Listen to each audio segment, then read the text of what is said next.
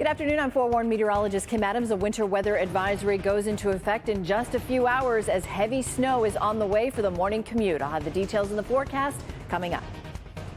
We're also tracking big news from General Motors, the big buyout offer, who's eligible, and how quickly thousands of workers will have to make decisions about their futures. First at 4 starts now. Live from downtown Detroit, Local 4 News First at 4 starts now.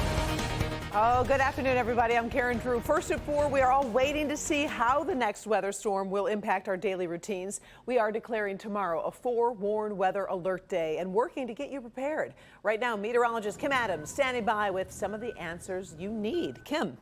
Well, it does look like it will be a morning commute issue, even more so than the evening commute tomorrow. Winter weather advisory goes into effect at 10 o'clock tonight and lasts until 2 p.m. Friday. It is for all of southeast lower Michigan. Right now, it's hard to believe that there's a winter storm knocking on our door when it's so pretty outside.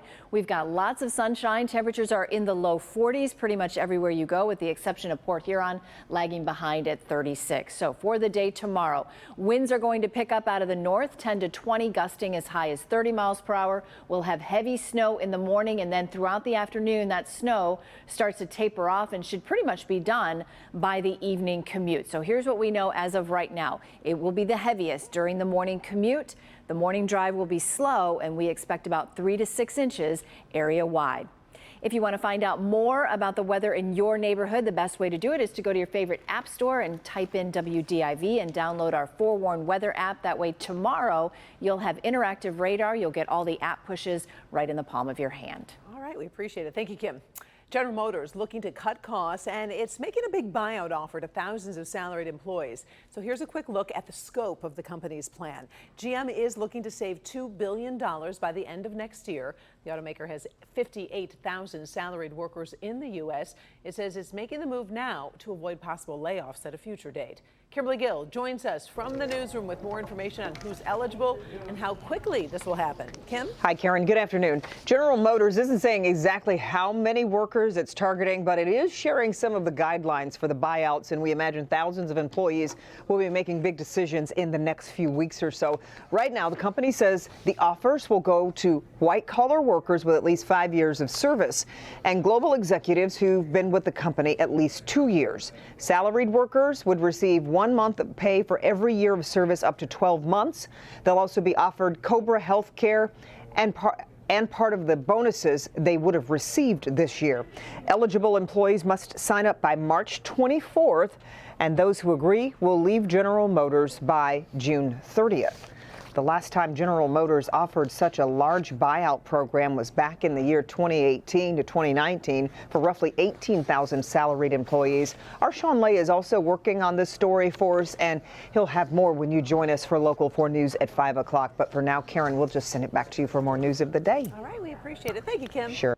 Well, police over in Lathrop Village are tying up loose ends this afternoon after a really scary situation at a strip mall on Southfield Road south of 696. Witnesses were probably pretty concerned when they saw that huge police presence. Take a look. Police officer heard a single gunshot inside a tile business. Fearing the worst, Lathrop Village called Southfield Police for backup. Officers used full tactical gear to investigate. Sadly, someone in that building committed suicide. No one else was injured. Senate Republican leader Mitch McConnell is recovering today after a trip and fall at a Washington hotel that caused a concussion. The 81-year-old from Kentucky was attending a private dinner when he tripped and then was taken to the hospital. Right now, we are told McConnell will be hospitalized for a few days of observation and treatment. President Biden tweeted that he wishes McConnell a speedy recovery and looks forward to seeing him back on the Senate floor. Well, today, a powerful Senate committee is focusing on railroad safety just weeks after this derailment in East Palestine, Ohio. Lawmakers from both parties have been pushing for answers and new regulations.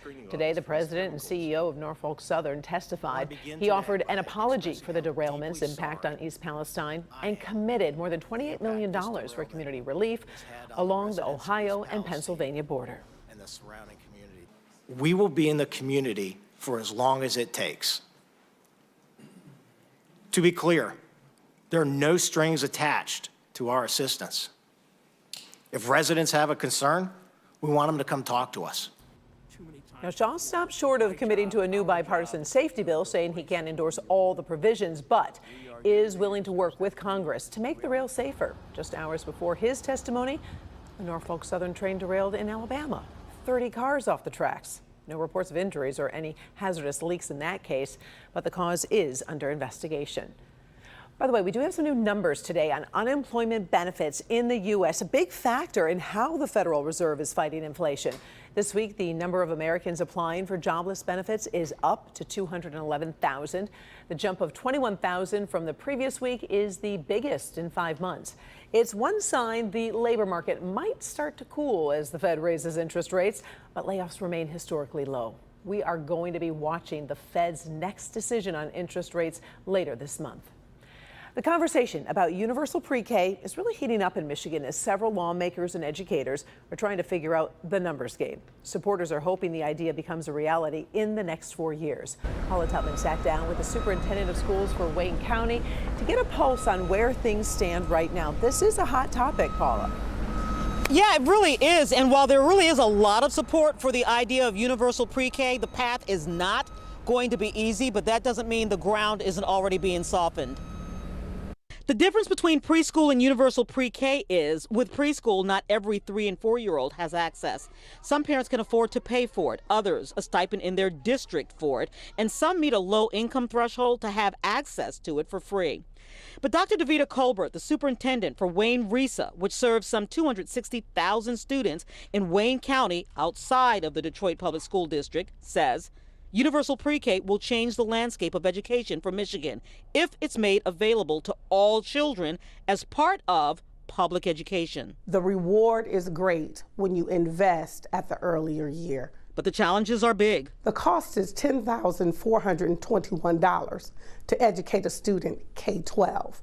Well, the cost for educating 3- and 4-year-olds in preschool is $14,155. The fast math goes like this. Based on birth rate data, some 100,000 children in Michigan are at pre-K age. And to fund universal pre-K, it will cost a minimum of $1.4 billion per year. Oh, and you need early childhood education teachers at a time when K through 12 teachers, and that staffing is a heavy lift.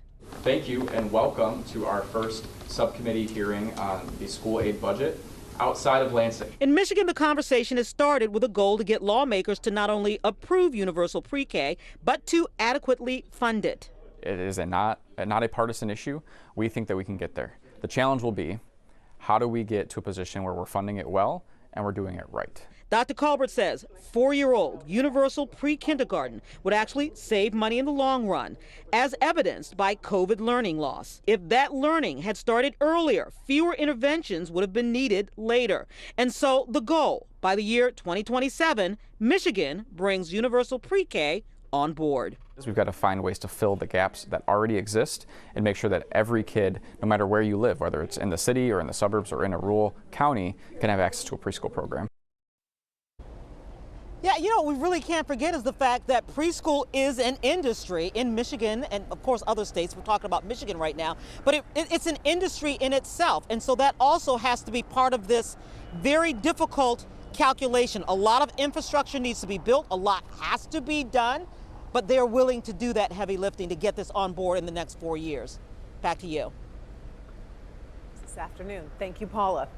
Well, the push to repeal right-to-work legislation in Michigan is picking up momentum after passing the State House yesterday. Now, we told you the bills passed a key committee. Later, the full House forwarded legislation to the state Senate that reverses the law banning forced union membership and restores a prevailing wage requirement for public construction projects. We'll keep you posted on the bill's progress.